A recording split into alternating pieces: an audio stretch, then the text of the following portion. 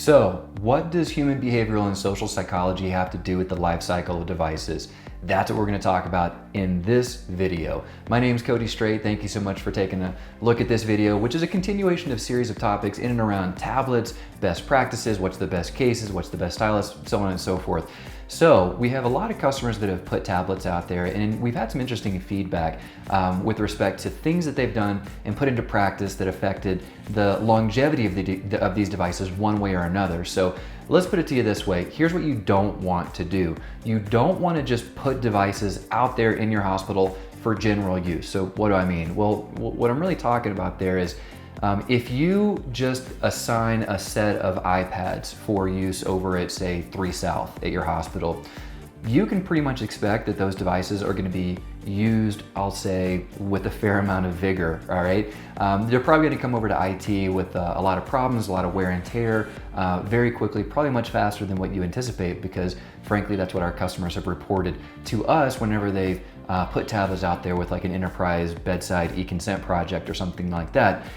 So our customers, what they've experienced is whenever they change things up a little bit and whenever they associate or assign specific users or groups of individuals to certain tablets, that's when they get a lot more longevity out of these devices. And why is that? Well, again, this is where you get into the social and behavioral psychology side of things, because whenever you assign these devices to certain individuals, they feel accountable to the institution, to themselves, and to their peers for that. So let's dive into that, because there's 3 main points there. So whenever our hospitals have asked their end users, like nurses, they said, hey, what about this new policy where we've assigned devices to certain users?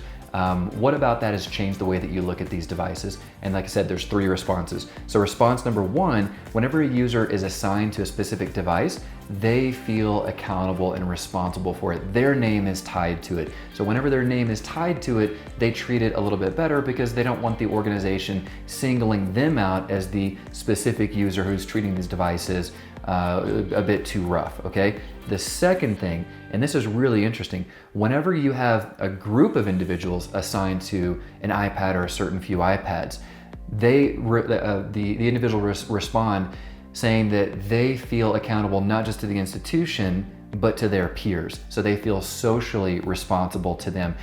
Essentially, they don't want to be seen as the reason why these devices are being hurt, damaged, or anything like that, because they don't want to cause any sort of problems for their peers. They don't want to slow their peers down or make their lives more difficult. And of course, if they are the ones in a particular group that's responsible for these devices being damaged, well, again, that kind of sets them out socially, and their peers aren't probably going to like them quite as much.